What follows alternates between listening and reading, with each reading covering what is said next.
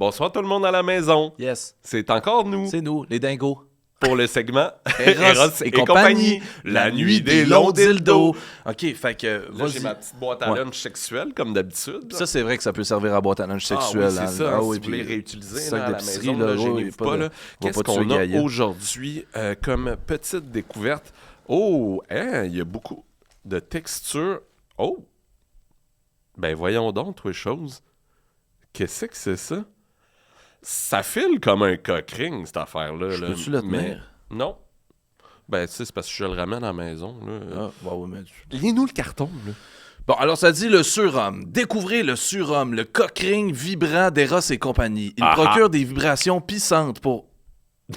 Il procure des vibrations puissantes pour une stimulation intense, ça a plus d'allure, tandis que votre partenaire ressentira des sensations similaires à un cunilingus, une expérience rêvée pour les deux. Ah oui! Ah, fait que là, évidemment, si c'est pour les deux personnes, on pense évidemment à Gabriel Nadeau-Dubois et Manon Massé qui devaient utiliser ça. Voyons donc! Alors, ben là, Chris, on avec essaie de faire des raccourcis liens. même, Ben non, mais regarde, j'ai assumé. Mais ça vient assumé. qu'une petite manette aussi, hein, parce que Toujours. tu peux contrôler tout le temps la vibration, qu'est-ce qui est préférable à ton goût, à toi. Hein? Mais ils servent à quoi, les genres de deux stretch là, qu'il y a sur le top? Je pense que ça dépend de... je pense que c'est pour tes testicules et pour ton pénis.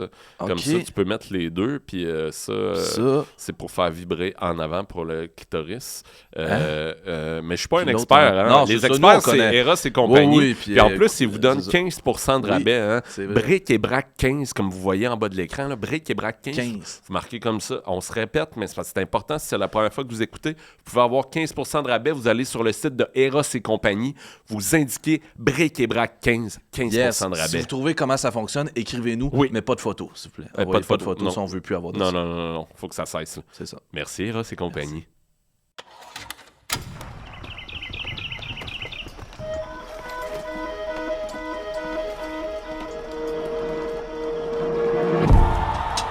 C'est un regroupement de travailleurs québécois. Ils sont décidés à tout mettre en œuvre pour que le peuple du Québec prenne définitivement en main son destin. Fidèle à ses principes et fidèle à leurs rêves de jeunesse. Il va être plus gros que les autres, plus haut que les arbres. Il va être super impressionnant.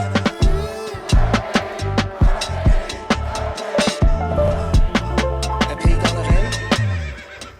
Mesdames et messieurs, bonsoir et bienvenue à Un pays dans l'oreille. Hey, aujourd'hui, c'est un épisode très spécial. Épisode un petit peu plus sérieux. On reçoit un digne héritier de l'histoire du Québec. Fait que c'est avec un grand honneur et une certaine émotion qu'on vous présente le cinéaste Félix Rose. Yes! Yo! Bravo! Bonjour, Ouais, bravo! merci. Bravo, Félix! Merci. Bravo! Aïe, mon aïe, Dieu, wow. merci d'être là, mec. Wow. Merci d'avoir invité, accepté notre C'est invitation. Ouno qui l'a invité, ouais, je c'est sais, ça. c'est ça. Souvent, je mélange des Ouais, mots. c'est ça, là. tu deviens l'invité. Oui, c'est oui. ça, être T'as-tu des acteur. questions pour moi en commençant? Ben bonjour, comment ça va? Ah, ça va va super bien. Oh, ouais. Moi, je tiens à dire que la bataille de Saint-Léonard, Ouais. lui, il était là à ma première. Oui. Oui, bon. Mais bon, pas tu toi. me dis Hein? direct en partant. Hein? Non, mais attends lui, il un peu. était là. Attends. Moi, Non, j'avais non, le. tu mettras pas des mots dans la bouche. J'avais Je voulais le être là. ministre de la langue française. Ouais, bon, J'avais ok. une finissante Bon, de gros télé-réalité. Et Hey, j'avais Braque. Qui ça? J'avais Braque, mais j'avais Attends pas pas. Brique. C'est Attends comme un peu. avoir Gilles Vignon, mais Ouais. à moitié. Ok, juste. C'est comme j'avais pas la totale, j'avais la moitié. Non, mais c'est parce Donc que. j'étais très déçu. Attends, non, Ouais, j'étais mais très, je très, voulais- très, très, oui, je déçu. comprends, mais j'étais Et j'ai là, pensé de à cœur. ça longuement. J'ai dit Ok. pourquoi il était pas là. Puis Ouais, je me pourquoi? suis dit, ça doit être parce que c'est un fédéraliste. Non, Parce que non, là, c'est me il y avait, qu'est-ce que t'avais de mieux à faire que voir un film sa langue française? On s'est chicané. Je me suis dit qu'il devait être chez Je eux travaillais, en train de Félix, manger du je Tim travaillais. Horton, en Fallait que train je de gagne ma vie. regarder Non, une reprise non, de Porky, non, tu vois pas. de Porky à la télé. Non, C'est la jamais seule j'écouterai Porky, je l'ai explication. jamais vu, puis je le verrai C'est la seule jamais. explication Il y a d'autres possible. explications, je travaillais. Donc, Je c'est pour gagnais ça ma que vie, j'ai faut un mettre du cadeau. jus dans ça. Un J'ai un cadeau? cadeau que je vais donner juste à Braque. Ah, Oh my Parce que God. t'étais là. Ah. C'est un original, un vestige. Non, Libérons mais je Paul le veux, moi Rose. aussi. Je le veux. Hein? Non. Attends, t'étais J'aide pas pas là. ça. Non, dans ta J'aide pas poche. ça aux fédéralistes. Hey, ça vient chez nous, ça me fait chier. Attends, ben c'est ça, montre-le dans la cam. Oh mon Dieu, ben ça, c'est très beau. Mais si j'étais pas là, c'est parce que je travaillais. Fallait que je gagne ma vie. Hein? Parce que c'est D'accord. pas facile, hein, joindre les deux bouts dans le faubourg à Malas, hein, tu sais ce que c'est, puis fallait que je mette du jus dans la soupe. Mais je suis allé le voir ton film, puis j'ai adoré ça. Bon, Bon, t'es pardonné, ben, c'est correct. On pourrait mettre un peu les gens en contexte maintenant. Oui, c'est vrai, ça, parce que bon, Ça a commencé sur une grosse chicane. Là, Ouais, mais c'est correct, la chicane. On aime ça, nous autres. Donc, un excellent groupe des années 90. La chicane, oui, ils reviennent à part de ça. Ouais. Ils reviennent? Ouais. Oui, ils reviennent. Oui, ils font des shows. Là. On va les inviter à Saint-Jean Moi, j'ai 2025. fait une série sur Offenbach, puis là, je pensais de faire de quoi? Ça chicane. C'est-tu vrai? Pas vrai. J'aurais aimé ça. Je tiens à dire, par exemple, que ça me traite de fédéralisme est arrivé habillé en rouge à notre podcast. Mon Dieu! Le petit polo bleu de golf. OK, t'avais tout prévu, hein? Tout prévu, OK, moi. le hoodie de l'hostie Parce de qu'on jeu, pense, le petit polo de vu golf. que c'est un documentariste, le gars va être plate, on va être sérieux tout le long. Hein? Ouais, non, mais attends un peu, là. On pensait pas ça du tout. Non. On pensait pas tout. Tout le contraire. Donc, t'es ici aujourd'hui parce que on a eu la chance d'avoir une invitation pour ton documentaire qui est sorti il y a quelques semaines, qui est La bataille de Saint-Léonard. Oui. Je suis allé le voir en premier. Brick Je suis allé le voir en deuxième. Ça a bien été. Oui, C'est le fun. C'est le fun. c'est le fun. C'est un beau film. Mais merci Comme on bien. les aime. Mais on va commencer avec une question plus précise qu'on pose à tous nos invités en premier. Félix, pays, pas pays? Pays. Pays. Sans l'ombre Pays. d'un doute, hein. Tu vois, j'ai l'ombre pas d'un hésité, doute. hein? Non, non, c'est Pays, j'étais prête. Toi, t'es fucking pays since when were you born, you? In Laval. Ouais, puis en quelle année? En 87, à la... 87, Ouais. OK. Toi, ça a toujours été ça. T'as jamais hésité, jamais douté. Jamais du tout.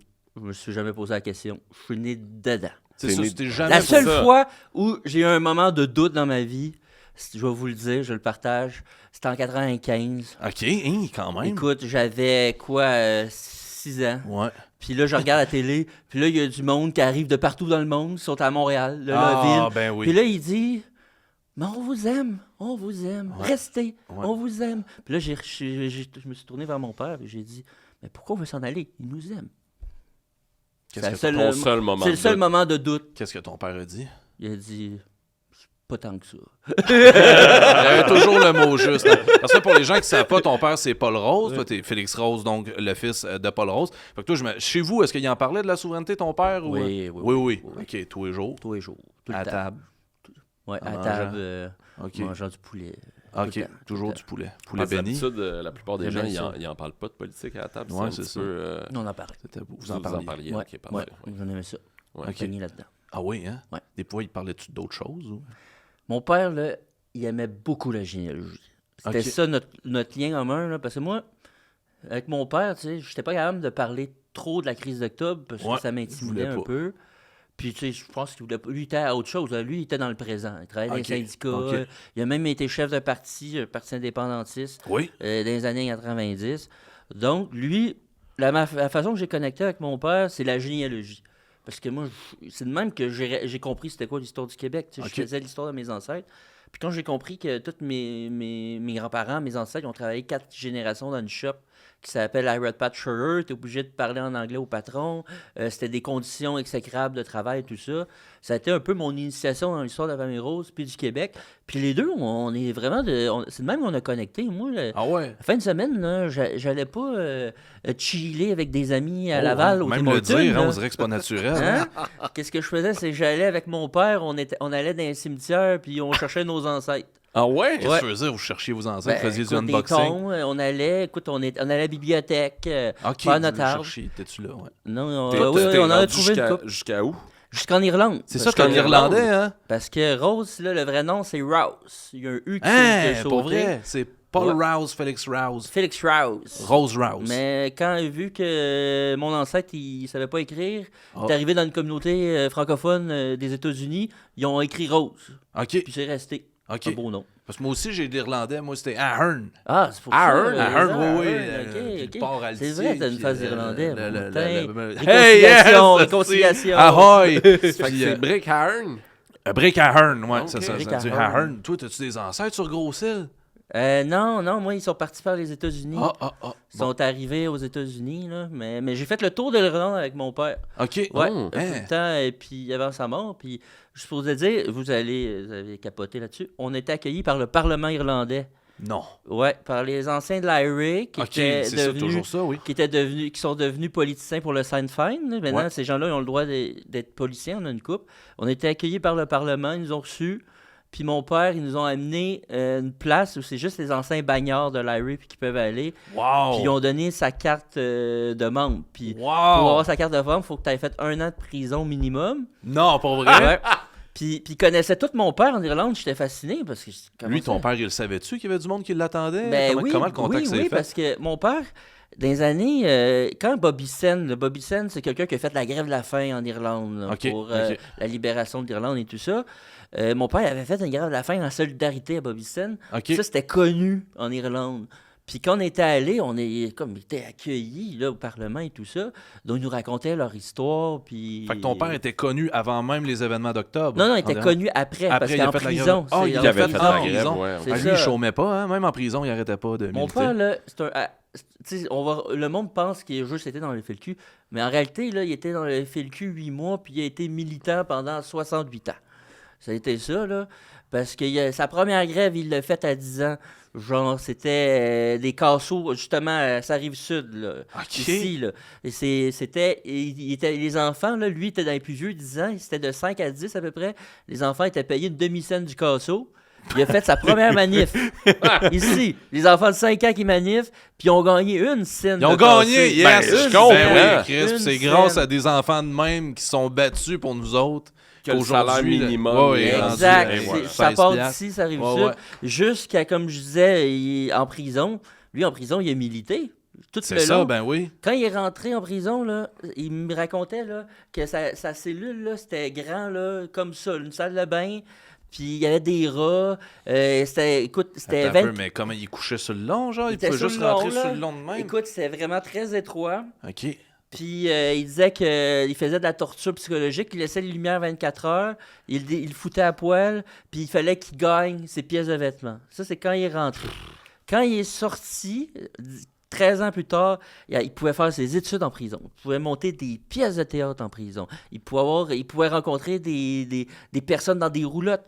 Puis tout ça en disant c'est des luttes que lui et d'autres personnes ont faites en prison. Pendant 10 ans, lui, il a continué. Il a milité, manifesté, fait des grèves de la faim, faire des occupations, jusqu'à temps qu'il y ait les prisonniers, qu'il y ait des conditions de vie respectables. C'est fou, ouais, hein? C'est une forme pour se garder vivant, là, parce que sinon, il doit y avoir quelque chose d'assez lugubre d'être en prison puis de juste attendre que le temps passe. Il faut que tu continues à te battre. Mais si c'est dans ton ADN, tu continues. Mais lui, mon père, pour lui, le temps en prison, c'était pas du temps perdu. Parce que souvent, il y a une expression, comme tu dis, le monde était là, il disait « je suis là, je fais mon temps ». Mais lui, il disait « moi, là, le temps en prison, c'est pas du temps que je vais perdre ». Au contraire, il s'est servi de ce temps-là, puis il dit, moi, en prison, là, tu sais, 13 ans, c'est 13 ans, là, il dit, moi, j'ai grandi comme homme, j'ai fait des rencontres, j'ai milité, on a fait des luttes, puis pour lui, là, c'est pas du temps qu'on lui a enlevé. Pour lui, il dit, c'est pas vrai que les gens vont m'enlever ce temps-là, c'est à moi, ce temps-là. Puis lui, il cravait de faire du théâtre en prison? Écoute, il a monté une Brou. La pièce de il a monté Brou, il a joué dedans, il jouait-tu dedans? Oui, puis Louis Saya et les gars de Brou sont venus la voir, puis c'est qui mon père jouait? Il jouait l'anglais. J'ai une photo de ça avec son chandail, avec un journal où tu vois le nom gagné en 80. Là, il est peigné. Il devait le jouer bien trop de cul, son anglais. Il devait le faire avec une certaine hargne. Ben ça, c'est bon à savoir. Ça. Ben ça fait plaisir de t'en recevoir, Félix. C'est comme si on était en famille. Ben oui, c'est ça, c'est Mais moi, je suis curieux, justement, d'en savoir un petit peu plus. C'est qui les idoles de Félix Rose? C'est vrai, ça. On le sait pas. J'ai 3 idoles dans la vie. Okay. Pierre Perrault, Arnold Schwarzenegger et Coco Bilivo. OK, quand même. Sacré trio dans tous les spectres. OK, Perrault, on imagine que c'est pour son œuvre cinématographique. Oui, Perrault, moi, c'est Simon Beaulieu qui est cinéaste, qui a fait Godin et Miron. Il y avait une maison des jeunes, c'est mon animateur pédagogique. Et il me présentait, c'est même pas mon père qui m'a montré Perrault, c'est lui qui nous donnait des VHS de contrebande qu'il faisait. T'avais les Falardeau, le temps des bouffons, tout ça. Puis quand j'ai vu Perrault, je me suis fait, c'est ça que je veux faire. C'est quoi ton préféré de Perrault? Moi, là, c'est le règne du jour. C'est le deuxième.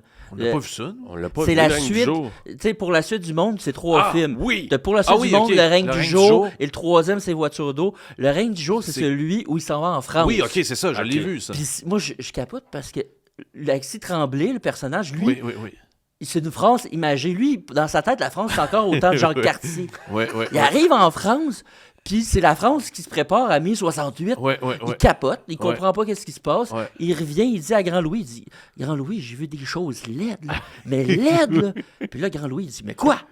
Il dit « J'ai vu une créature. » Il disait pas des femmes, il disait des créatures. Oui. J'ai vu une créature en jupe courte. Oui. Puis là, ils font « Oh mon Dieu! » Là, les deux ils capotent. Ils disent, une créature, c'est beau. Juste les lumières fermées, en dessous des couvertes. Oui, je me souviens, cette bout-là. Puis il c'est- dit, oh, mon Dieu. des fois, avec ta femme, tu lèves la couverture, faut pas que tu regardes en dessous, si tu regardes en dessous. Ah, Mais c'est fascinant. Ouais. C'est fascinant, les Alexis. low-coudes. Puis, oui, c'est ça. C'est la suite de... Oui, c'est ça, pour la suite du ouais. monde. Exactement. C'est fascinant, les personnages qui sont là. Ouais. Puis on parle de... Pour la suite, c'était en quelle année? C'était en... Bonne question. 70 environ, 75? Pour la suite, c'est début des années 60. Ouais, c'est peut-être ça. Des années 63. même, oui, c'est ça. Parce que, mettons, le règne du jour, c'est 67. C'est peu de temps. Ouais, ça a avant- l'allure. Puis là, il l'avait pogné son marsouin. Dans le début, on le voit aller à l'aquarium de New York, saluer C'est le ça, marsouin exact. qui est un beluga. Il y a une bonne scène d'ailleurs. Je me souviens plus c'est qui, c'est le plus vieux. Je pense que c'est le père à Alexis qui se balance là, sur sa chaise berçante. Puis il dit « Il n'y a pas plus belle pêche au monde qui donne plus de passion à l'homme que la pêche à marsouin. » Puis là, tu vois son œil briller, là, c'est tellement content. C'est juste des répliques savoureuses. là. oui, Ça n'a aucun y a sens. rien de Tu sais, plus C'est un bijou. C'est un peu comme. Ça donne l'idée comment vivaient nos ancêtres. Parce qu'il faut comprendre que l'île aux Coudes, c'est un peu isolé du reste du Québec. Oui. Puis ils vivaient un peu comme au 19e siècle. Ouais. Tu sais, parce que le reste du Québec, c'était quand même pas mal modernisé. Donc c'était comme si c'était un voyage dans le temps qu'il avait fait. Complètement. Il va en 63 dans cette communauté-là. Puis on comprend, ça nous donne une idée de comment vivaient nos ancêtres. Ouais. Puis la richesse du langage. Le nombre de fois, tu sais, dans la bataille de Saint-Léonard, à un moment donné, il y en a qui pensent, ils disent, ah, là, vous parlez pas le vrai français, tout ça. Ouais. Mais tu dis, tu regardes ces films-là, tu dis, c'est fou à quel point que le langage était coloré et imagé. C'est vrai, ça. Ouais. C'est Mais vrai, justement, dans ce bout-là du film où on dit que une femme qui dit que c'est pas du vrai français, t'étais là. Toi, comment t'as réagi à ce moment-là? Est-ce que t'as eu un débat avec elle sur l'identité de la langue au Québec, puis C'est comment sûr. le français a évolué? Moi, j'aime ça sortir de ma zone de confort, la preuve, je suis ici. Ouais. Puis c'est sûr que la communauté italienne, au début, tu sais, j'étais un peu craintif parce que, tu sais, Félix Rose, Paul Rose, communauté italienne, on dirait que ça ne fit pas forcément, mais j'ai vraiment connecté avec la famille Baronnet. Puis c'est sûr, Marinella, quand je suis arrivé chez elle, la première fois, là, j'arrive, puis là, je vois un gros portrait de Pierre-Éliott Trudeau, puis elle dit « I love this guy ». Ah ouais, Là, j'ai fait oh! Mais elle m'a offert un bon gâteau au citron. là, Ok, ça a bon, comme, ça balance, là. Elle a Ouais. balancé et tout ça. Puis c'est sûr que, tu sais, les Baronnets ne pensent pas tout ça. Elle pense parce qu'elle elle a peut-être plus vécu du côté anglophone. Mais c'est sûr, quand elle dit qu'on parle pas le vrai français, c'est sûr que, comme beaucoup de monde qui ont vu le film, ça vient me chercher ici. Mais en même temps, je me dis, qu'est-ce qu'elle dit? C'est pas juste les anglophones ou des Italiens qui pensent ça. Il y a bien des Québécois qui pensent ça. Oui. Puis moi, j'ai comme répondu avec dans le montage avec la bouche de mes canons Michel Tremblay. Tu sais, j'ai mis un extrait de des Belles-Sœurs où on parle du mauvais langage québécois. Ouais. Puis t'as Tremblay qui répond à Pierre-Éliott Trudeau encore, parce qu'il avait dit qu'on avait un langage pouilleux. Oui. Pouilleux. Puis qui dit, tu sais, peu importe si notre langage n'est pas beau ou pas, tu sais, notre langage chez nous. Je veux dire, ça nous appartient. On en fait qu'est-ce qu'on en veut. Puis des gars comme Tremblay, ils se sont réappropriés la langue. Offenbach. Complètement, tu sais, oui, c'est quelle ça. belle poésie. Moi, je trouve qu'Offenbach a une des plus belles poésies dans l'histoire de la chanson québécoise. Des images tellement fortes, mais en même temps un peu surréalistes. Là. Je trouve qu'une toune d'Offenbach, tu peux l'écouter 15 fois et jamais comprendre la même chose. Là. Et pourtant, c'est dans du langage très parlé. C'est du Jerry qui roule ses airs. Puis tu peux mettre des sacs là-dedans, toutes sortes de mots. Puis pourtant, ça touche droit au but. Là. Ça va direct dans le cible. Direct au cœur. Direct au cœur. Ça, c'est vrai, ça. Ouais. Mais c'est vrai que tu le nommes ça de... Moi, je trouve qu'à ce moment-là du film de Marinella, tu sais, qui dit comme c'est même pas du vrai français, tu sais, on est même pas capable de parler le français nous-mêmes, les Québécois. Je trouve que ça dénote, ça remonte à une certaine condescendance qu'il y avait dans le temps à l'époque par rapport, pas juste à la langue. La langue, c'est un symptôme d'un peuple, tu sais, comme condescendance par rapport au peuple canadien-français, comme si nous, notre langue, en fait, est juste comme le symptôme puis le résultat d'une histoire comme tous les peuples. Là, toutes les langues ont évolué. Fait que c'est comme de croire que vu que nous, notre langue a évolué, c'est adapté en côtoyant l'anglais puis le territoire. C'est comme si c'était devenu une langue bâtarde. C'est comme si on reprochait aux Français de France de parler une langue bâtarde parce qu'ils parlent pas le pur latin de leurs ancêtres. Je veux dire, c'est un non-sens. Là, ça fait pas de... en tout cas, pour moi, ça fait pas de sens. Puis, mais je pense que j'ose espérer que maintenant, de plus en plus, grâce à Tremblay puis à tous les poètes québécois qu'on a, les chansonniers, les littérateurs, que de plus en plus, le québécois qu'on parle, quand même qu'il y a des sacres ou des expressions qu'on invente, ben on se les approprie puis on trouve ça beau. Comme un peu n'importe quel peuple du monde doit être un peu fier de ça. Moi, je parle pas la langue de Coluche, je parle la langue de bric et brac. C'est ça, voilà. Pas la langue de Molière ni de Coluche, c'est la langue à bric et brac, tabarnak, puis belle, hostie de calice, rentrez-vous ça dans les écoutilles. OK, bon, ben ça, c'est bon, c'est réglé. C'est une première chose. T'avais-tu... je pourrais avoir une autre question. Ah, OK, mais c'est ça. Oui, mais absolument. Pourquoi t'avais dit quelque chose, je voulais pas te couper, c'est ça. Non, mais moi, je veux pas te couper. OK, non, mais... Mais je peux y aller? OK, ben, non, mais je vais y aller.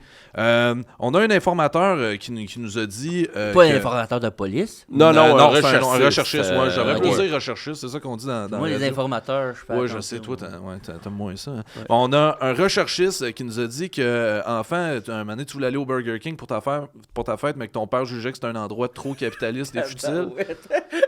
T'as fait bien tes recherches. Nous autres, on est bien précis. Ouais. Moi, là, mon film préféré quand j'étais jeune, c'est Jurassic Park. Oui. Le 1? Le 1. Puis là, les dinosaures, puis peut-être un peu de même, l'archéologie, c'est un peu ça que je fais. C'est vrai. Écoute Jurassic Park. Puis là, il y avait Jurassic Park 3 qui sortait, puis il y avait un concours Burger King qui disait tu peux gagner un concours à Universal Studios. Je m'en souviens. Puis là, je me suis dit, c'est mon rêve d'aller. Moi, je veux faire du cinéma, je vais aller à Universal Studios. Moi, dans ma famille, là, on va pas chez Burger King. Là. Non, pourquoi? Puis, mon père, là, il était anti-chaîne américain, puis blablabla. Les Américains. Puis là, j'ai réussi à le convaincre. Je sais pas comment j'ai fait, mais là, je le convainc. On va manger chez Burger King. Puis là, je me souviens, il y a une boîte pour le concours. Puis là, je mets ma dinde, mais là, il y a plein, là. Je mets mon coupon dedans, là. Puis là, il voit ça, puis il dit, Félix, tu m'as-tu amené ici juste pour ton maudit concours? Là, je dis, j'admets, oui. Là, il me fait un speech, tu sais, là, tu le gagneras pas, ton concours. Tu t'es fait avoir. L'impérialiste américain. Mon Dieu, bonne fête, mon Flo. En tout cas, c'est ça. T'avais quel âge? Écoute, j'avais peut-être 13 ans. Puis là, arrive le 12 septembre 2001. Là, tu revois les avions dans les tours, tout ça. Ouais. Je reçois un téléphone. Félicitations, vous avez gagné un concours à Universal Studios! Donc, le lendemain des attentats, la plus belle journée de ta vie. Mes parents pensent une blague. Là, je veux dire, personne ne voulait prendre l'avion pour aller aux États-Unis le 12 septembre 2001. Mais c'était vrai! Puis là, c'est moi qui ai fait le speech à mon père. J'ai dit, ouais, aucune chance de gagner. Aïe! Mais t'es-tu allé? Ben oui, je suis allé. Oh my God! Puis mon père n'a pas pu aller parce qu'il y a un dossier criminel pour aller aux États-Unis. Donc j'ai fait bye-bye. T'as eu ton indépendance à ce moment-là. J'ai envoyé une belle carte postale. Wow! Et j'ai réalisé un de mes rêves de voir des studios américains. Wow! Mais là, tu dis justement, ton rêve, c'était de faire du cinéma. Ouais. Ça veut dire que c'est apparu assez tôt dans ta vie, ce désir-là? Très tôt. Quel âge? Écoute, toujours. Ça a toujours été ça. C'est pas un âge, ça, Félix. Écoute, l'âge, la raison, c'est quoi? 7 ans. Moi, c'était 6. Ben, moi, je dirais 6. Ah ouais, hein? Depuis que j'ai des souvenirs, c'est ça que je veux faire. Ah ouais. J'ai toujours voulu faire ça. J'étais un cinéphile, je regardais tout le temps des films chez nous, de tout. De là, ma passion pour Arnold. Et oui, c'est ça, on n'a même pas parlé d'Arnold puis Coco. Là, oui, c'est vrai. Je l'ai retenu. C'est ça. Ça s'en venait. C'est là. Arnold, il a eu 3 vies. Là. Il a été sculpturiste, il a été acteur et il a été politicien. Oui. C'est-tu un peu ce que tu voudrais faire? Exact. Prochaine, Fait que là, t'es rendu prochaine étape. Non, mais moi, je vois à l'inverse. OK. Le prochain, c'est culturel. OK, ouais, c'est ça. Ouais, parfait. Oh, ouais, excellent. Ouais, t'as le temps. Ah, mais c'est vrai que c'est tout qu'un homme. Tout un Arnold. homme. Parce que toi, t'es un enfant de la génération Schwarzenegger. Ben, Là, exact, les comme Terminator. vous, Oui, là. True Lies. Exact. Là, comme Ah, tu pouvais ouais. regarder True Lies et Pour la suite du monde la même soirée. Là. Ouais. Ah, mais c'est impressionnant ça quand même, parce que quand on est plus jeune, on est plus dans une zone de justement de l'action, Ouais. puis Jurassic Park, fait que tu consommes aussi du documentaire. Mais plus vieux, plus Plus vers vieux. 17 ans. Là. 17 ans, 16, ok, 17 ouais. ans. là. Peut-être Ouais. pas à 13. là. Ouais. T'aimerais-tu ça qu'il joue dans un de tes films? J'ai- Il c'est mon aurait rêve. été écœurant dans Il y a- Les Roses il y a- pour jouer ton père, Arnold. Il y a eu une série sur Netflix là, sur Oui, l'histoire ben oui. d'Arnold. C'était très bon. C'était très bon. excellent. Puis je me suis dit, j'aurais tellement aimé la faire. Puis je me dis, c'est qui l'équivalent d'Arnold au Québec? Ouais. Puis là, j'ai Hugo réfléchi Girard. à ça, puis je me suis dit, Donald Pilon. Hey, C'est Donald notre serait Arnold. écœurant. Là, je me suis dit, il me semble faire un film là, sur Donald. Oui, C'est man. notre Arnold québécois. Mais on l'a rencontré dernièrement, puis Ah. il nous contait ses vies, justement. Ouais, fait qu'il y a ouais, moyen ouais. de faire 3 films certains. Ouais, clair. ouais, lui, il a vécu une vie rocambolesque. là. Ouais. Mais Un c'est des pour premiers ça. acteurs québécois, sinon le premier, je peux ça, aller à Cannes, être en compétition officielle là, à Cannes. Il dit, il a vécu une vie, là. Parce que lui, il était vendeur de chars. Et vendeur de robes. Oui, vendeur de robes, mais il a fait des chars aussi. Oui. Mais là, il vendait des robes. Il vendait des robes, là, des madames. Là. Il allait au New-Brunswick. Puis c'est Gilles Carle qui est débarqué un moment donné. Puis il a fait comme, hey, je cherche un vendeur. T'es-tu capable de me vendre de quoi? Puis oui, ok, mais c'est beau, t'as le droit. Wow. Puis il était game. Écoute, dans Bulldozer, le film bizarre Ouais, de Pierre ouais, ouais, Harel, ouais. là, à un moment donné, Oui, c'est il- vrai, c'est Pierre Harel qui a fait ça. C'est Pierre Ouais. Harel, puis c'est un film vraiment pété. Puis à un moment donné, il y a un bulldozer qui avance, mais il y a pas de sécurité, rien. Là. Il court au-dessus, là, puis il passe, il se couche devant, mais il a manqué. Il a passé à ça de se faire écraser, tu le vois dans le film. Puis il n'y a pas d'effets spéciaux avec Pierre Harel. Ouais, là. non, ben non, c'est Donc, sûr. que- le gars, il allait à fond. là. C'est pour ça que je pense que Donald Pilon pourrait être un peu, mais ça pourrait être mon Ton projet Arnold. Arnold. OK, puis t'aurais-tu un projet que t'aimerais, mettons, avoir Donald Pilon puis Coco qui jouent ensemble? Il faudrait que ça serait pété. là. Donald et Coco, Ouais, déjà, c'est un bon titre, là. ça serait pété. Donald Est-ce que et Coco. Coco est au courant que... Oui! Oui? Ah ouais, ok. Écoute, j'ai participé, écoute, tout est dans tout. Ça va sortir. Là. Je faisais une capsule hommage à Michel Brault. OK. Ouais, puis la personne qui était juste après moi, c'était Coco Bilivo. On Ok. s'est rencontrés, on a même fait une photo ensemble. Je lui ai dit que c'était la 3e de mes 3 idoles. Elle a trouvé ça très, très drôle. Wow. Mais moi, j'aime beaucoup Big Brother Célébrité. Hein? Ah. Le monde ne s'attend pas à ça. Ouais. Je trouve que c'est très bien fait. Là. L'émission, là, ils sont capables de faire au niveau narratif en peu de temps. Ils écrivent des histoires. Là. Puis qu'est-ce que j'aimais Coco Bilivo parce qu'elle jouait. Ouais, ouais, Elle ouais. jouait ben fort, oui, oui. elle donne Elle un jouait, show. puis elle faisait un peu la vilaine, mais c'était comme une vilaine sympathique. Ouais. Puis sa saison à elle, c'est pas mal elle qui a tout tiré les ficelles, puis moi j'étais fasciné par ça, à quel point que c'est parce que souvent le problème de Big Brother Célébrité, c'est que le monde y vont, mais ils veulent conserver leur image aussi. Oui, ben C'est- oui, c'est ça. Le c'est- jeu aussi, là. C'est ça, parce que célébrité, c'est du monde connu, donc ils veulent pas sortir de là puis que tout le monde les haïsse. C'est ça. Mais elle est arrivée là, puis genre à la totale. Là. Puis elle a fait toute une saison. Donc Ça, c'était mes c'est trois- la même année que Jérémy Demé, ça, Coco? Non. Non. Non, Non. c'est pas la même année. Jérémy C'est la Demé. même année que Mona, que Liliane, que... Ah, OK, Jérémy Demé, c'était après? Oui, c'est l'année passée, Ah. si je me souviens bien. Il a fait une semaine, lui. Une puis étoile tout le monde en filante, parle hein. encore. Oui, c'est ça. Ben oui, exactement. Pour moi, c'est... Hein? Il a marqué c'est plus ça. que certains qui ont C'est fait réussi. ces 3 mots. Ah oui, c'est très réussi. Ah, je vais y aller avec une grosse question. Ouais, je pense que j'ai une grosse question pour toi. Tu veux dire qu'elle est longue à lire? Ou... Non, elle est grosse. Ah oui, OK. Elle est super grosse. Je vais te la faire.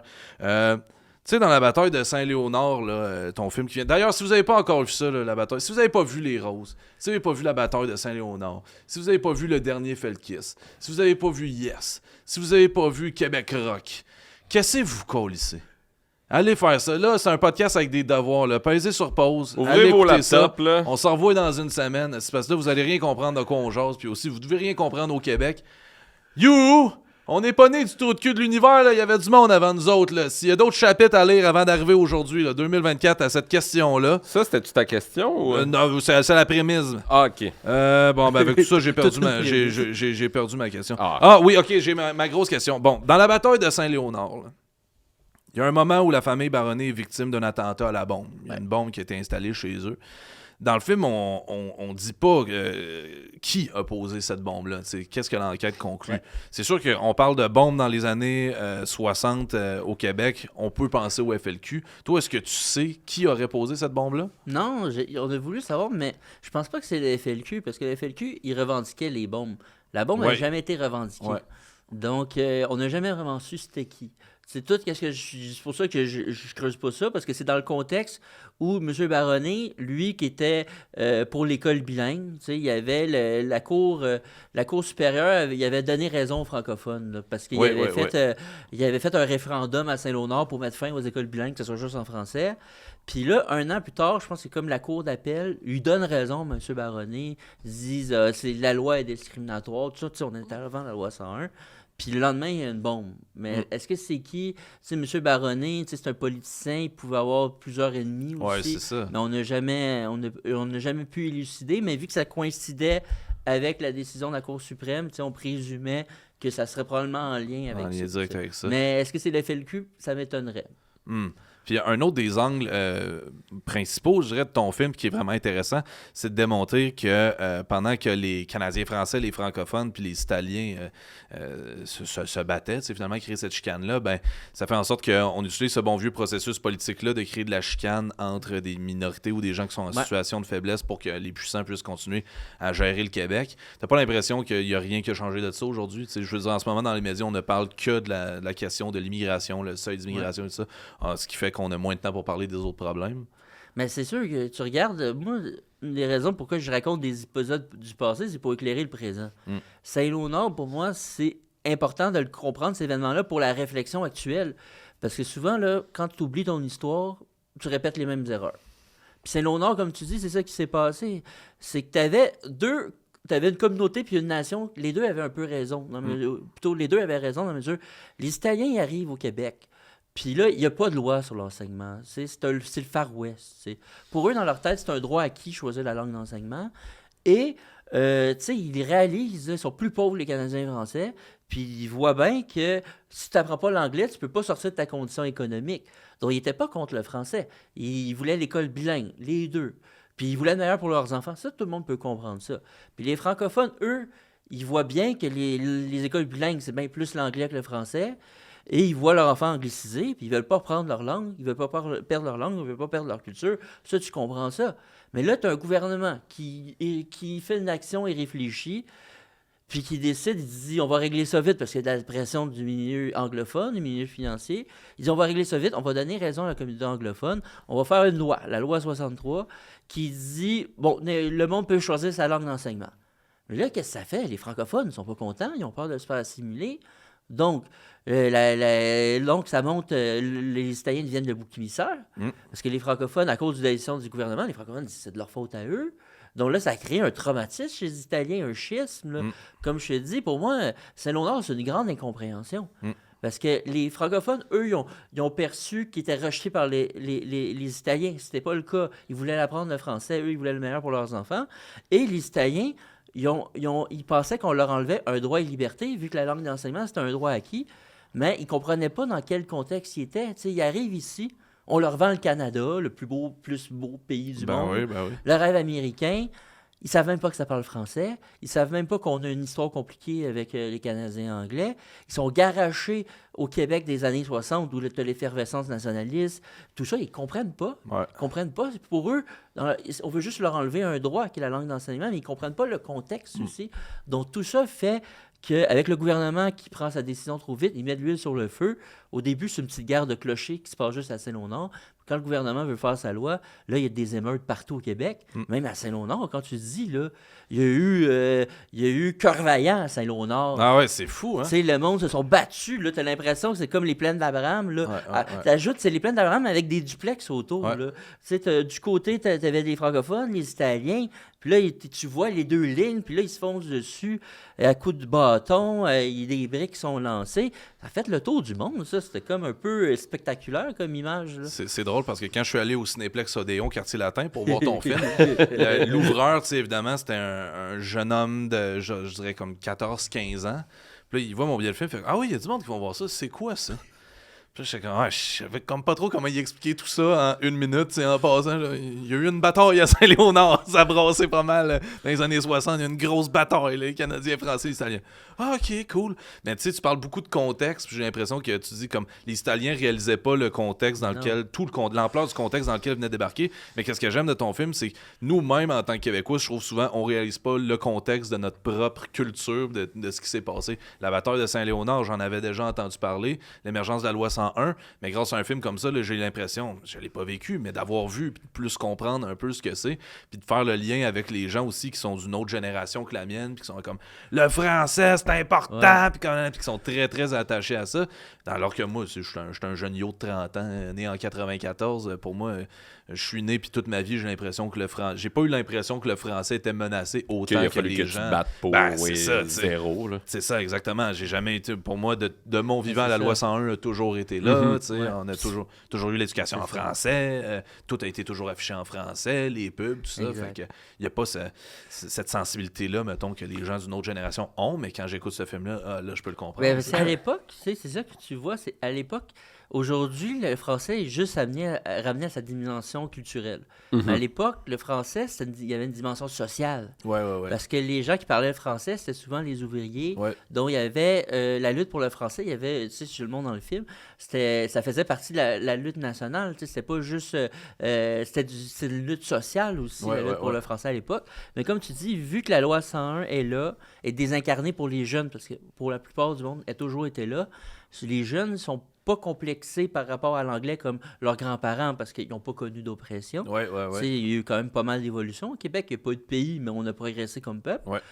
Puis ça fait que c'est ça, pour eux, le français n'est pas en danger. Puis une des raisons pourquoi j'ai fait le film, c'est pour montrer c'était quoi le Québec avant la loi 101. On part de loin, là. Ah, oui. Puis on veut pas reculer, parce que moi, j'en ai entendu des jeunes dire ça devrait être le libre choix. C'est un vieux discours de l'Union nationale de Jean-Jacques Bertrand. C'est pas très progressiste de dire ça. Là. Hey, d'ailleurs, ça, Jean-Jacques Bertrand, c'est assez incroyable comment est-ce qu'il dépeint dans ton film, là, le moment où... il dit à un de ses ministres là, qui parle, qui dit c'est les Anglais qui l'ont gagné la bataille des plaines d'Abraham en disant que comme il peut pas protéger le français puis faire passer la loi pour protéger le français puis qu'il abdique. Ça voudrait dire, on comprend entre les lignes que ce premier ministre-là a subi des pressions d'Ottawa pour pas faire passer cette loi-là qui allait protéger le français à l'époque. C'est le premier ministre le plus fédéraliste qu'on a eu avec Philippe Couillard. C'est vrai, parce que lui... celui qui était là juste avant, parce que Bertrand n'a pas été élu, c'était Daniel Johnson. Oui, c'est ça. Daniel Johnson, c'est un nationaliste. Là, c'est lui qui a amené De Gaulle ici, avec la France. C'est égalité ou indépendance. Il meurt subitement, puis tu te retrouves avec le plus fédéraliste de la gang. Puis lui, il dirigeait le Québec. Pour lui, le Québec, c'est vraiment en province. Pas en nation, mais en province. C'était vraiment, c'est ça, il était proche, je dirais pas qu'il était à la merci de l'Ottawa, mais en tout cas, contrairement aux autres premiers ministres du Québec, ses allégeances étaient claires. Mais même les Bourassa, même les Charest, ils reconnaissaient, même si c'était des fédéralistes, il y avait comme un côté, un aspect nationaliste, c'est une nation que Couillard et Bertrand avaient pas. Oui, tout à fait. Ça a pris combien de temps du point de départ faire ce film-là? Ça a été quoi ton déclic que tu t'es dit, oui, c'est ce sujet-là précisément que j'ai envie de parler? C'était-tu en faisant un autre documentaire que tu as eu une entrevue, puis ça te... Moi, c'est Roses.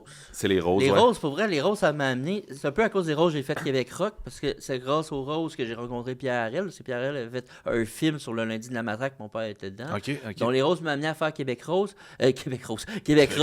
Et Saint-Léonard, parce que moi, mon père, il est milité à Saint-Léonard. Oui, c'est ça, il était là, Puis quand j'ai fait les Roses, c'était un peu la petite histoire des Roses dans la grande histoire du Québec. C'était chapitré, là. T'avais le bout sur lundi de la matraque, le bout sur la maison du pêcheur, le bout sur la crise d'octobre. Puis là, quand j'arrive à Saint-Léonard, je me dis, mais comment je peux pas faire de chapitre avec ça? C'est bien trop gros, c'est bien trop compliqué. Puis là, je rencontre Raymond Lemieux, qui était le porte-parole des francophones, qui est un architecte anglophone, mais qui est devenu francophile. Puis je le rencontre, il est en fin de vie. Puis là, il me parle de son histoire, puis je me dis, c'est un film, ça, je peux pas faire un chapitre. Non, les Roses, c'est juste évoqué. Je me dis, ça va être son propre film. J'ai fait une entrevue avec Raymond Lemieux, il m'a raconté son histoire.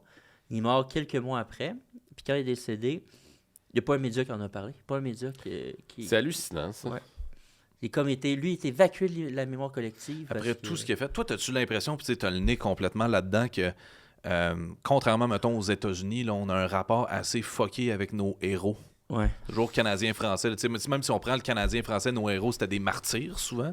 Puis là, même encore aujourd'hui, dans l'histoire moderne, le dernier chapitre qu'on peut regarder en ce moment, je trouve que c'est beaucoup la Révolution tranquille, mais même les gens qui ont beaucoup aidé, souvent, premièrement, on connaît très peu ces gens-là, on n'en parle pas. Il y a plein d'événements que, si on était aux États-Unis, il y aurait eu 36 films de fiction là-dessus, faits par Mel Gibson, puis là, nous, il n'y a rien qui se passe, on a de la misère à aborder ça. Même, les Patriotes, Falardeau, ça a pris des années avant de réussir à se le faire financer à cause du rapport au Canada. Fait que c'est ça, moi, il y a une partie de moi qui est frustrée là-dedans, parce que tout comme nous, je pense que toi aussi, tu as beaucoup le nez viré vers la Révolution tranquille, des personnages qu'on voit passer à travers tes films, puis que moi, ça devient quasiment de la famille. Là, quand il y a des shots dans Saint-Léonard, OK, on est avec le mieux, mais à côté, on voit Chartrand, un moment donné, on voit Bourgault. C'est des gens que je finis par m'attacher tellement parce que je me documente sur eux, je vois tellement de choses que c'est comme ma famille, c'est comme mes amis. Je fais comme, il était là, mais... Des fois, j'ai l'impression d'être tout seul sur mon île, puis qu'il n'y a personne au Québec. Même Bourgault, tu montrerais une photo, puis les gens... Je suis là, mon âme. Oui, c'est vrai, vous êtes là. C'est une chance, vous êtes là. Rick et Braque et Rose. Oui, Rose. On est là, on se lâche pas. Mais je partage... Oui, puis je vais te dire pourquoi. Les Français et les Américains, là, ils sont bons pour se raconter. Comme faire des films. Nous, notre problème ici, c'est qu'on n'a pas d'argent. Ça, c'est sûr. C'est poche à dire, mais on n'a pas les moyens de se raconter. Ouais. Puis pourtant, là, quand on fait un Louis Cyr ou un film sur la Bolduc, ça pogne. Oui, c'est tout le temps un box-office, mais ça coûte tellement cher voir des films d'époque que c'est dur à financer. Puis des documentaires comme les miens, là, on n'a pas beaucoup. Je vais vous dire pourquoi. Pas parce que le monde n'a pas envie, pas parce que le monde n'a pas le talent, c'est qu'on n'a pas l'argent. Ouais. Parce qu'un documentaire, là, ces archives-là, moi, je suis un fouilleux d'archives, tu sais. Puis j'essaie de trouver des archives qui nous appartiennent, qu'on n'a pas vues, mais la recherche, c'est mal catalogué, c'est pas archivé. Parce qu'en Europe, aux États-Unis, tout est catalogué. Moi, je dois ça me coûte une fortune trouver, les faire restaurer, tout ça, trouver les pièces maîtresses. Ça me prend des années, ça m'en prend 7 ans. Puis, tu sais, moi, j'aime Ken Burns, là, aux États-Unis, là, qui fait il fait 10 épisodes de 1 heure sur la guerre du Vietnam. Mais nous, on n'a pas les moyens. Lui, il y a des équipes de 10 monteurs, 30 recherchistes. Moi, j'ai un monteur recherchiste, moi, puis donc ça prend plus de temps à faire un film de même. Et ça coûte tellement cher. Radio-Canada, puis l'ONF, là, on est encore dans le Canada, là, malheureusement. Donc, c'est des fonds publics. Oui. C'est ça qui coûte le plus cher. Ça coûte plus cher que le privé. C'est 100$ une seconde. 100$ une seconde? Moi, là, dis-toi que j'ai des dizaines de milliers de secondes dans mon film. Donc, ça coûte...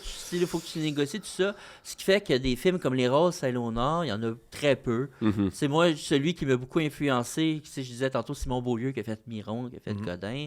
C'est lui aussi en a fait, mais des films de même devraient en avoir plus, parce que ça marche. Godin et Miron, à l'époque, ça avait été un hit. Les Roses, ça a fait le top 5 du box-office, ce qui n'arrive jamais dans le documentaire. La bataille de Saint-Léonard, ça se passe très bien. Donc, il y a un intérêt pour ça. Puis c'est pas juste des têtes blanches, là. Tu sais, moi, les Roses, là, une des trucs que j'étais le plus fier, c'est que les propriétaires de salles nous appelaient, le propriétaire de Trois-Rivières, ils disaient, écoute, j'ai jamais vu ça. 80% de ma salle, c'est des jeunes de 20 ans. T'sais, on a même été nominé au prix du Cégep, on a fait beaucoup d'universités.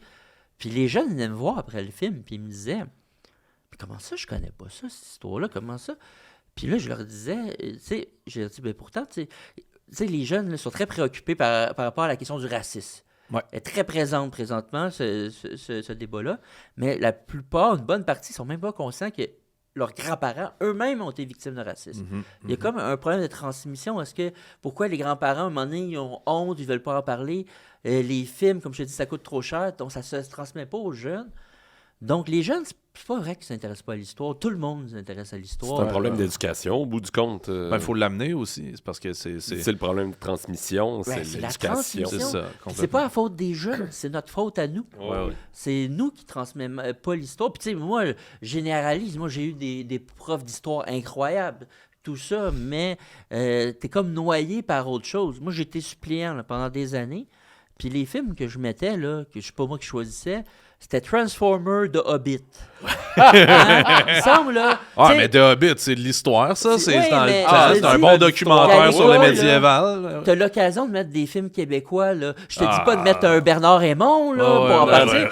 Tu peux mettre un Elvis Gratton, puis tu peux mettre la Florida. Oui, les dangereux. Moi, je pense qu'il faut y aller par étapes dans la vie. Tu commences pas par Bernard Raymond. Bernard Raymond, tu y arrives un moment donné, mais tu commences par des films grand public, là, québécois. On en fait des bons, des très bons.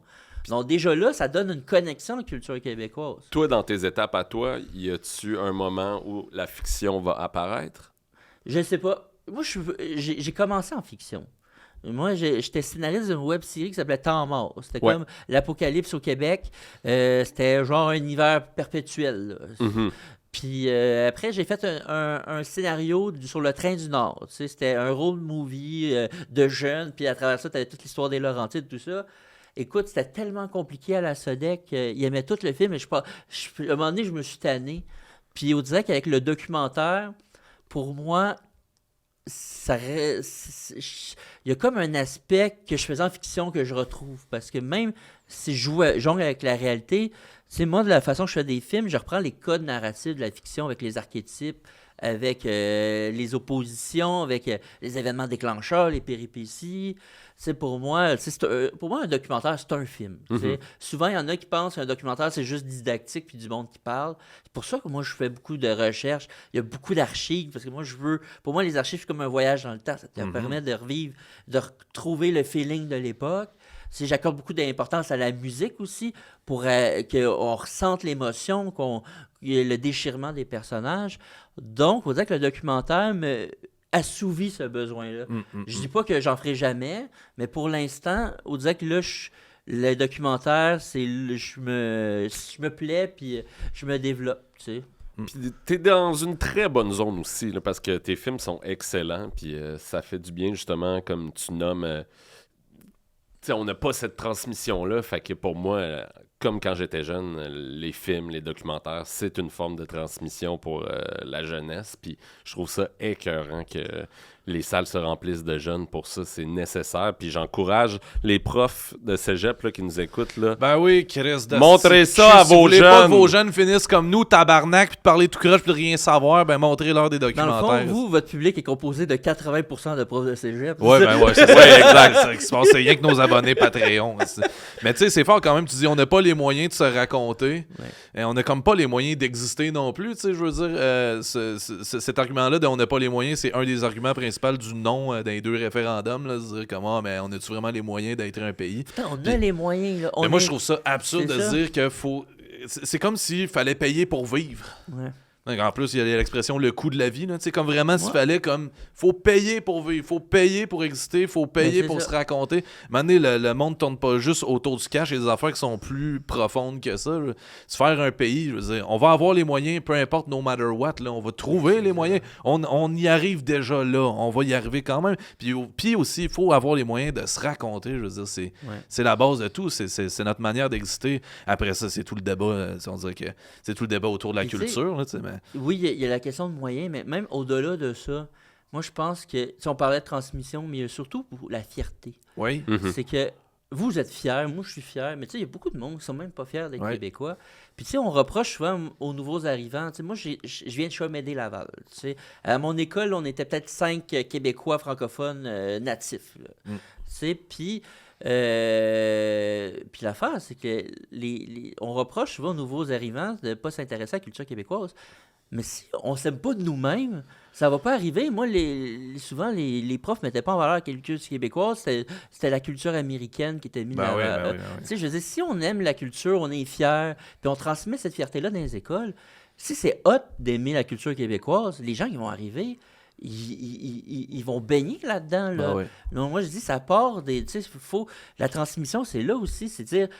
Moi, je pense qu'il y a beaucoup de personnes, on dirait que pour eux, l'histoire... ils ont comme le préjugé que l'histoire du Québec, c'est une histoire de perdants à cause des deux défaites référendaires. Mais notre histoire, c'est pas juste ça. Je veux dire, peut-être qu'on n'a pas de pays, là, mais si on regarde la bataille de Saint-Léonard et les Roses, c'est fou le progrès qu'on a fait en 50 ans. Là.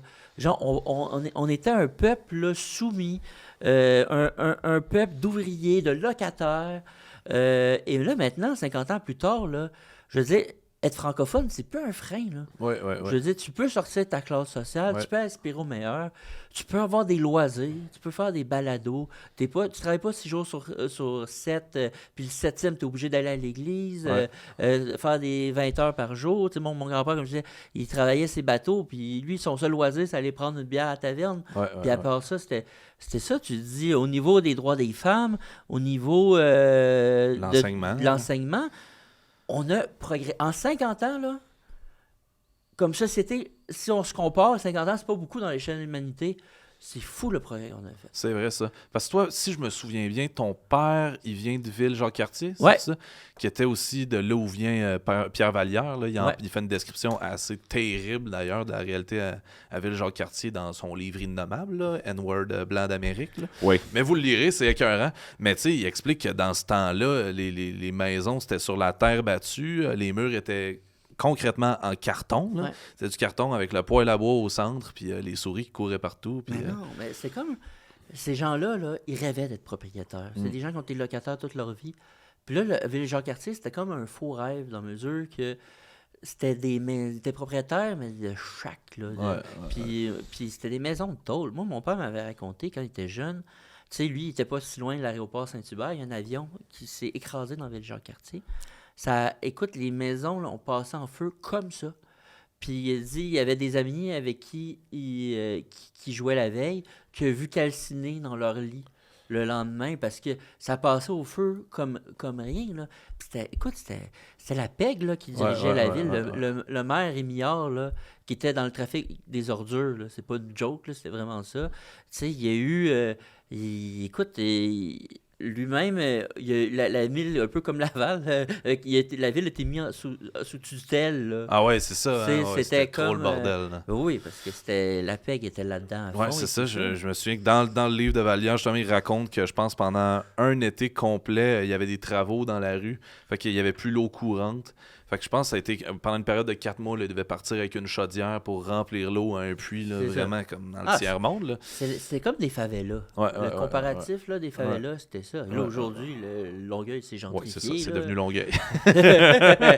Ça en sort un peu mieux. Mais oui, c'est ça, c'est fou. Mais c'est ça, j'ai l'impression qu'il y a très peu de monde, en tout cas, surtout notre génération, qui sont au courant de ça. Là, la transmission, c'est ça. C'est comme... Transmission, toujours. Puis souvent, on dirait que on met tout le temps l'emphase sur les personnalités culturelles ou les personnalités, les politiciens.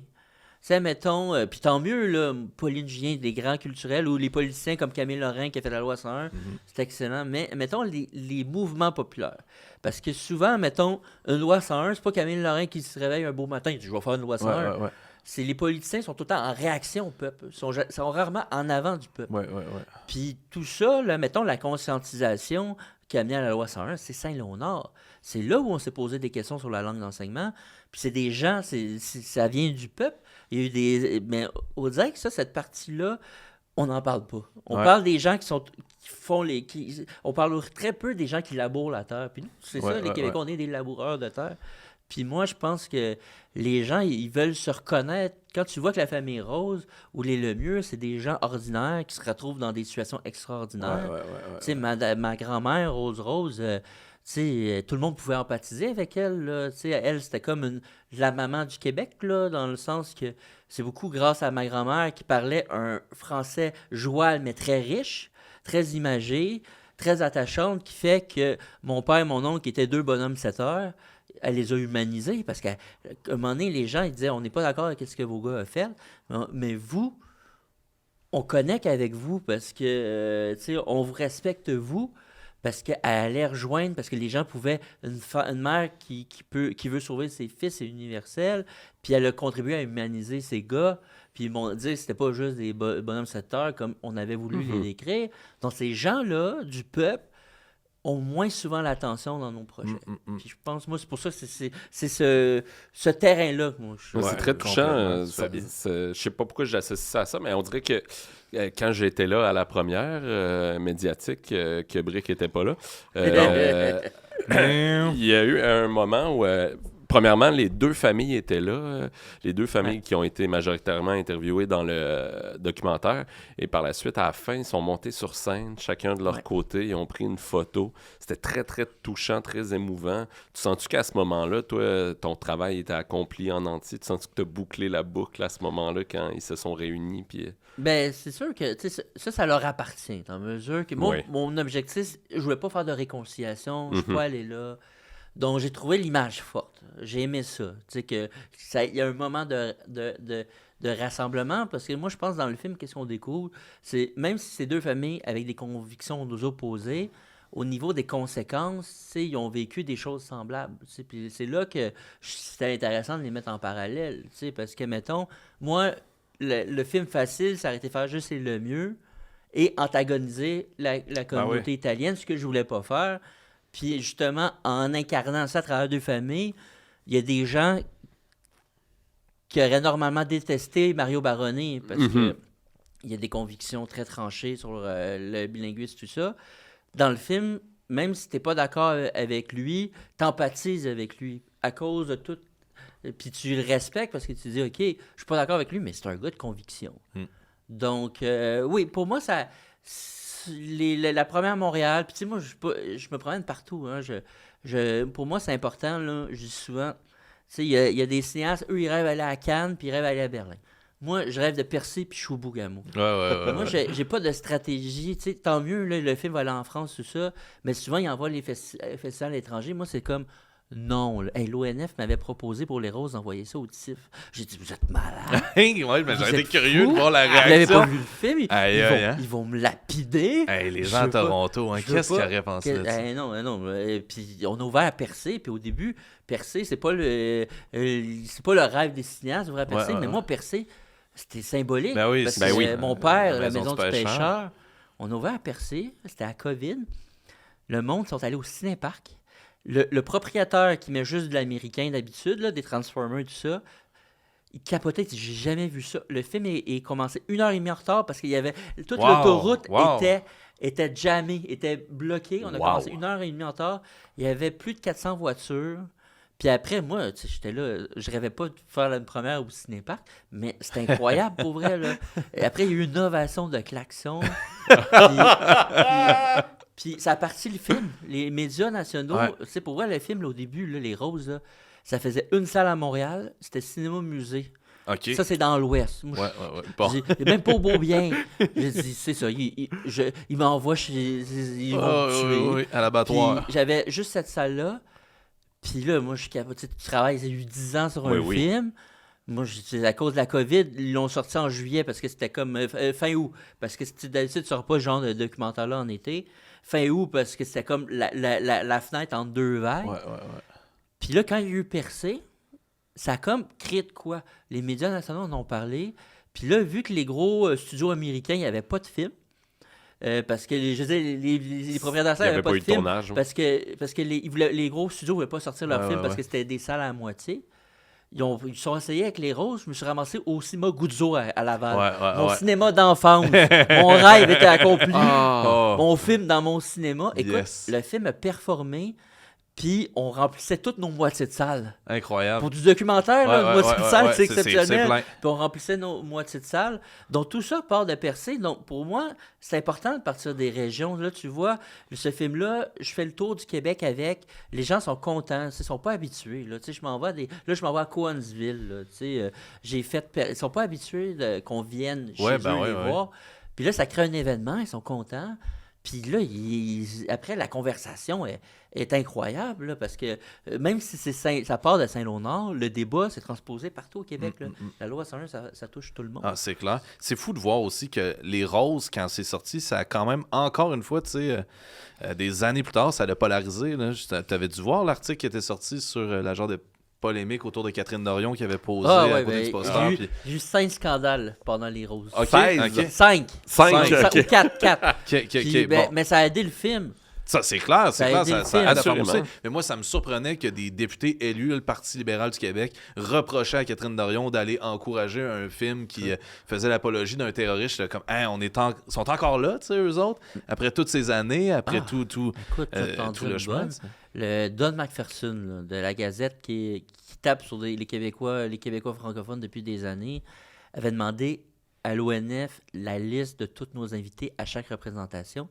Puis il faisait une purge chez les réseaux sociaux pour dire que les politiciens, puis là il nommait tous les politiciens qui étaient là, de QS, PQ, Bloc, comme quoi qui encourageaient la violence. C'est fou, Il voulait la liste. Puis là, il mettait la liste, là, il publiait. Puis à un moment donné, t'as Pascal Bérubé, qui était chef du PQ intérimaire à l'époque, qui pouvait pas, comme toi, être ma première. Ouais, ben il devait travailler, j'imagine, mais non, mais il fallait qu'il mette du pain sur la table. C'est sûr. Il a répondu à Doug McPherson, il dit « Rajoute-moi sur ta liste.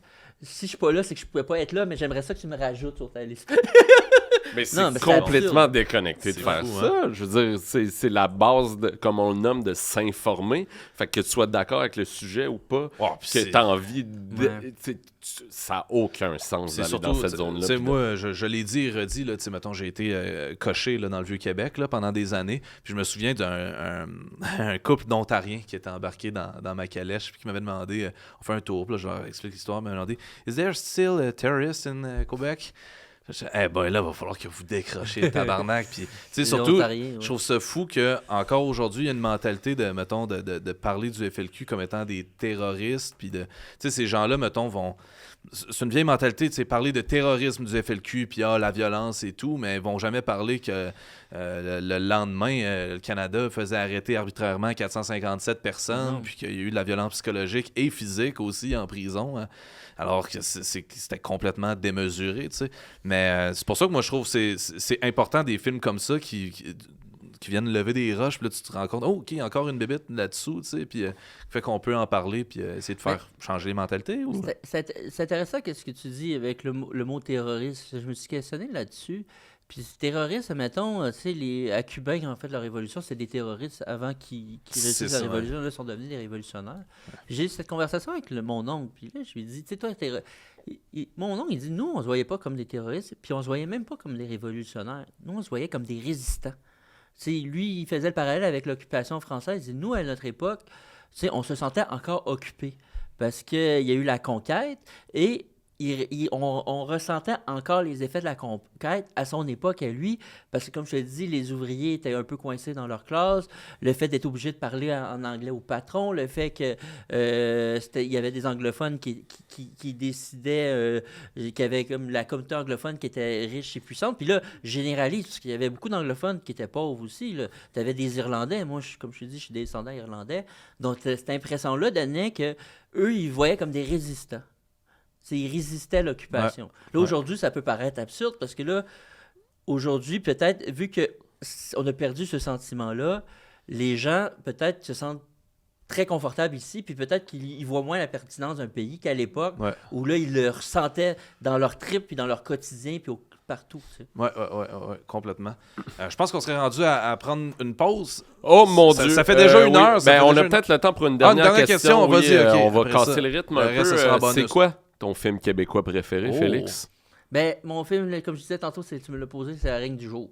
C'est le règne du jour. C'est vrai, c'est tu as posé comme question. Hey, c'est fou que c'était la dernière question que tu voulais poser. Puis tu l'avais déjà posée. Non, mais c'est quoi ton film de fiction québécois préféré? Ah, OK. Bon, Les Ordres.